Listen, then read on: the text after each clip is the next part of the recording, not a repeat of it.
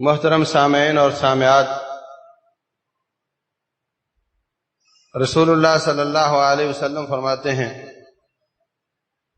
جو شخص نماز پڑھتا ہے، وضو درست کرتا ہے، رکوع سجدہ ٹھیک طریقے سے مکمل کرتا ہے، اتم رکوعہن و خشوعہن، رکوع بھی اور خشوع بھی، اللہ کا خوف بھی، للہیت بھی، دل کا حضور بھی اس کا درست ہوتا ہے، اللہ تعالیٰ نے اپنے اوپر لازم کیا ہے کہ اللہ اس کو معاف کرے گا۔ اور جو شخص ایسا نہیں کرتا، اللہ نے اپنے اوپر لازم نہیں کیا، چاہے تو سزا دے دے، چاہے معاف کر دے۔ تو اس لیے میں نماز کے تمام ارکان کے بارے میں وضاحت سے عرض کیے دیتا ہوں تاکہ ہم اپنی نمازوں کو درست طریقے سے ادا کریں، تاکہ ہمیں وہ مطلوبہ نتائج حاصل ہوں۔ وہ نتائج دنیا میں بھی ملیں گے، آخرت میں بھی ملیں گے۔ ہر نیکی کا اجر دنیا میں بھی ملتا ہے، آخرت میں بھی ملتا ہے۔ ہر برائی کی سزا دنیا میں بھی ملتی ہے، آخرت میں ملے گی۔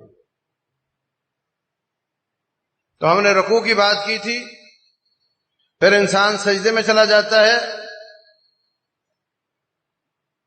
سجدے میں ٹانگیں اوپر، سر نیچے، فرمایا ترب وجہک، اپنے چہرے کو خاک آلود کر۔ اس زمانے میں صفحے تو تھی نہیں، ماتھا زمین پر لگتا تھا، اگر وہاں غبار ہے تو آپ کی ناک میں جا سکتی، سانس لیں گے تو۔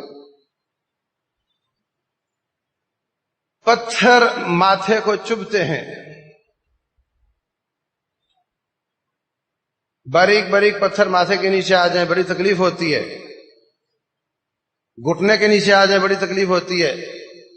کوئی صف نہیں ہوتی تھی، کوئی پکا فرش نہیں تھا، ایسی حالت میں نماز پڑھتے تھے، اور بارش ہو جائے تو کیچڑ میں سجدہ کرتے تھے۔ کس قدر ذلت ہے رب ذوالجلال کے سامنے۔ کیچڑ میں سجدہ کر کے نکلیں تو کیا حالت ہوگی سب کی، کیا شکلیں ہوں گی، کیا کپڑوں کی حالت ہوگی۔ یہ اللہ کے سامنے اپنے آپ کو ذلیل کر رہے ہیں، ٹانگیں اوپر ماتھا نیچے۔ فرمایا اقرب ما یکون العبد الی ربہ فی السجود، انسان سب سے زیادہ قریب اپنے رب کے سجدے میں ہوتا ہے۔ فاکثروا فیہا من الدعاء، سجدے میں دعائیں زیادہ کیا کرو۔ فإنہ کامن ان یستجاب لذلک، یہ زیادہ لائق ہے کہ اللہ تعالیٰ دعا کو قبول کر لے۔ رسول اللہ صلی اللہ علیہ وسلم لمبا سجدہ کرتے ہیں۔ ایک دن بقرہ، آل عمران اور سورہ نساء تینوں صورتیں قیام میں پڑھی، اور تقریباً اتنا ہی رکوع کیا اور اتنا ہی سجدہ کیا۔ روٹین نہیں تھی آپ کی، مگر آپ لمبے سجدے کرتے تھے۔ ہمارے ہاں کیا چلتا ہے، سجدے سے سر اٹھا کر باقاعدہ کتابوں میں لکھا ہوا ہے کہ اگر آپ کے ماتھے اور زمین کے بیچ میں سے ہوا گزر جائے تو دوسرا سجدہ ہو سکتا ہے، یہ لکھا ہوا، یہ پڑھایا جاتا ہے، اس پر عمل کیا جاتا ہے۔ رسول اللہ صلی اللہ علیہ وسلم کے پاس ایک شخص آتا ہے، بلکہ مسجد نبوی میں نماز پڑھ رہا ہے، آپ بھی اس کے ایک سائڈ پہ بیٹھے ہوئے ہیں، تیز تیز تیز تیز نماز پڑھی۔ صحیح بخاری کی حدیث ہے، آپ کے پاس آ کر سلام لیا، جواب دیا، فرمایا جا کر نماز پڑھو، تم نے نماز نہیں پڑھی۔ پھر گیا، پھر تیز تیز پڑھی، پھر یہی بات، پھر تیسری بات وہی بات۔ کہتا جی مجھے آپ سمجھا دیں۔ آپ نے جو اس کی غلطی نکالی وہ یہ تھی کہ تو نماز تسلی اور اطمینان کے ساتھ نہیں پڑھتا، تو تیز تیز پڑھتا ہے، اور تیری یہ نماز غلط نماز نہیں بلکہ تیری یہ حرکتیں نماز ہیں ہی نہیں، وہ نماز نہیں ہے۔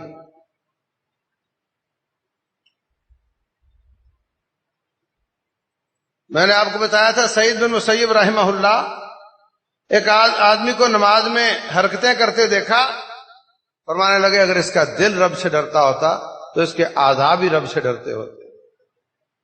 اس کی جو حرکتیں بتاتی ہیں کہ اس کا دل بھی اللہ سے نہیں ڈرتا ہے۔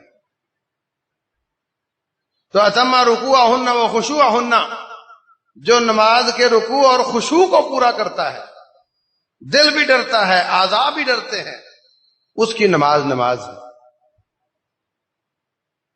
تو جب سجدے میں سر رکھا، اپنے آپ کو ذلیل کیا اور زبان سے یہ نکالا سبحان ربی الاعلی، میں نیچے ہو گیا تو اعلی۔ اے اللہ تو بلند ہے، تو عظیم ہے، تو اوپر ہے۔ یہ ایک عقیدہ ہے مسلمانوں کا، عقیدہ یہ کہ اللہ اوپر ہے۔ بعض عقیدہ لوگوں کا عقیدہ یہ ہے کہ اللہ ہر جائی ہے، ہر جگہ ہی اللہ ہے، اللہ حاضر ناظر ہے۔ یہ ان کا عقیدہ، ہمارا نہیں۔ کوئی کہتا ہے اللہ تعالیٰ لا مکاں ہے، کوئی کہتا ہے ہر جگہ پر ہے، کوئی کہتا ہے ہر چیز میں ہے۔ اللہ ہی جانے کون بشر ہے، سارے ہمیں رب ہی نظر آتے ہیں۔ لیکن یہاں یہ اپنا عقیدہ بیان کرتا ہے سبحان ربی الاعلی، میرا رب پاک ہے جو بلند، بلندیوں پر ہے، میں نیچے وہ اوپر۔ رسول اللہ صلی اللہ علیہ وسلم پر جب یہ سورت نازل ہوئی اذا جاء نصر اللہ والفتح، اللہ کی مدد آ گئی، اللہ کی فتح آ گئی، اور لوگ گروہ در گروہ اسلام میں داخل ہونے لگ گئے۔ اب تو اللہ اللہ کیا کر، مطلب تیری ڈیوٹی ختم ہے۔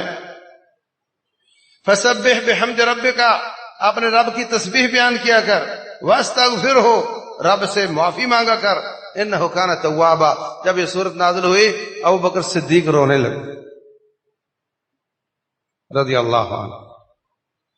لوگ کہنے لگے بابے کو کیا ہو گیا، اللہ نے فتح کی بشارت دی ہے۔ لوگ جوک در جوک، گروہ در گروہ اسلام میں داخل ہو رہے ہیں، اس میں رونے والی کون سی بات ہے؟ پوچھا بزرگوں کیا ہوا، کیوں رونے لگ گئے؟ کہنے لگے کہ جب نبی کا کام ختم ہو جاتا ہے پھر اس کو واپس بلا لیا جاتا ہے۔ مجھے اس صورت سے نبی صلی اللہ علیہ وسلم کی جدائی نظر آ رہی۔ جب یہ صورت نازل ہوئی اللہ نے حکم دیا فسبح بحمد ربک، تسبیح، حمد، واستغفر، استغفار، تسبیح، تعریف اور استغفار، تین چیزوں کا حکم دیا۔ تو رسول اللہ صلی اللہ علیہ وسلم اس آیت کے مصداق رکوع اور سجدے میں یہ دعا پڑھتے تھے سبحانک اللہم ربنا، تسبیح، وبحمدک، حمد، اللہم اغفر لی، استغفار۔ تو اس آیت پر عمل کرتے ہوئے سبحان ربی الاعلی اور سبحان ربی العظیم کی جگہ پر سبحانک اللہم ربنا وبحمدک اللہم اغفر لی پڑھا کرتے تھے۔ سبحان ربی الاعلی پڑھیں سجدے میں، سبحان ربی العظیم پڑھیں رکوع میں، تو تین کی تعداد کم از کم ہے، کم از کم 3 دفعہ پڑھیں، پھر نہ گنیں، 4 ہو جائیں، 5 ہو جائیں، 6 ہو جائیں، 7 ہو جائیں۔ اور اگر یہ دعا پڑھیں جو نبی صلی اللہ علیہ وسلم آخری عمر میں پڑھتے تھے تو یہ ایک بار بھی کافی ہے، زیادہ وقت ہو تو زیادہ پڑھتے چلے جائیں۔ پھر اس کے علاوہ فرمایا زیادہ دعائیں کیا کرو، یہ اللہ تعالی کی قربت کا لمحہ ہے، اس میں اللہ تعالیٰ زیادہ دعائیں قبول کرتا ہے۔ تو آپ عربی زبان میں کوئی دعا کر سکتے ہیں، اپنی حاجت کو عربی زبان میں ڈھال لو اور اس کو آپ مانگ سکتے ہو سجدے میں، وہ فریضے کا، فرض کا سجدہ ہو یا نفلی سجدہ ہو، آپ یہ دعائیں کر سکتے ہیں۔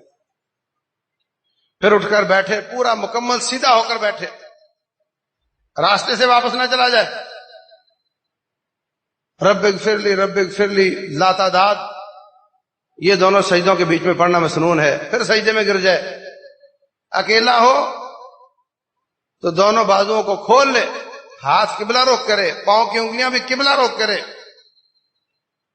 پاؤں کو آپس میں جوڑ لے، ران کو سیدھا کرے، پیٹ کو ڈھیلا کرے۔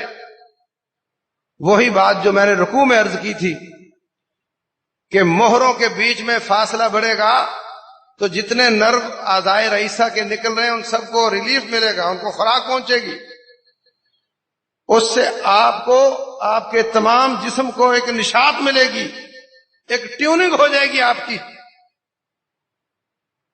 اور اس میں، اس سجدے میں رکوع سے اضافہ یہ ہے کہ سارے خون کا دوران اس کا رجحان نچلی جگہ کی طرف ہوتا ہے اور نیچے سر ہوگا اس کی طرف دوران بڑھے گا. خون جہاں زیادہ جاتا اور نکلتا ہے وہاں پر کچرا اٹھاتا اور آکسیجن کی زندگی بکھیرتا ہوا جاتا ہے. سر، دماغ، آنکھیں، چمڑے کے مسائل، چھائیاں، دائرے، دانے، یہ سب کا علاج، حتیٰ کہ نظر کی کمزوری کا علاج بھی اس کے ساتھ ہو جاتا ہے. رسول اللہ صلی اللہ علیہ وسلم اللہ کو خوش کرنے کے لیے کام کرتے ہیں. ہمیں بھی اللہ تعالیٰ کو خوش کرنے کے لیے کرنا ہے، مگر یہ فائدے اللہ تعالیٰ دنیا میں عطا فرمائے. اس لیے نہیں کہ دنیا کو حاصل کرنے کے لیے کام کریں. بس یہ بتاتا میں اس لیے ہوں ہمارا یہ ایمان پختہ ہو جائے کہ اللہ اس کے رسول کی کوئی بات بھی بیکار نہیں. ان کی بات، ہر بات حکمتوں میں لیوریج ہے. سائنسدان وہاں پہنچے یا نہ پہنچے، رسول اللہ صلی اللہ علیہ وسلم کی کوئی بات، انہوں نے کوئی حکم ایسا نہیں کیا جس میں ہمارا نقصان تھا، اور کوئی چیز سے منع ہرگز نہیں کیا جس میں ہمارا فائدہ تھا. جہاں جہاں منع کیا ہے ہمارے نقصان کی وجہ سے منع کیا ہے. جہاں جہاں حکم دیا ہے یا اجازت دی ہے ہمارے فائدے کی وجہ سے اجازت دی ہے. وہ ہمارے خیر خواہ ہیں. ہم اگر ان کو اپنا خیر خواہ نہیں مانتے ہمیں ایمان لانے کا کوئی فائدہ نہیں.